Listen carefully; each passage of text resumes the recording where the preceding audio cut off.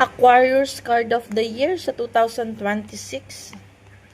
This card showing may mga confused na maaaring mangyari sa iyo sa 2026. Sabi dito, naguguluhan ka sa mga bagay-bagay. Actually, this card showing kasi na may mga bagay kasi na hindi na-align sa mga kagustuhan mo. This 2025 until 2026, no?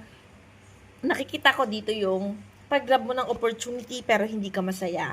Kasi may mga taong gusto ka makasama or bitaw, may mga taong nagdi-disconnect sa'yo sa 2026 na naging malaking parte ng buhay mo, no?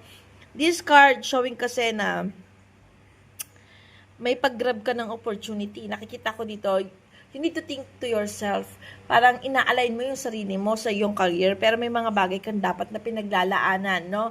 Hopefully, makita mo this 2026 yung kasayahan ng iyong damdamin at ng iyong puso. Kasi this card, Aquarius, nagsisimbolize na you are confused. Kasi yung mga bagay na ginagawa mo is against dun sa mga bagay na makakapagpasaya sa'yo. So, this 2026, be mindful sa mga decisions na gagawin mo. Kasi nakikita ko dito sa cards na may mga nagne-negative eh. Meron talagang mga taong hindi daw sumasang-ayon sa mga alignment mo or sa mga bagay na kagustuhan mo, no?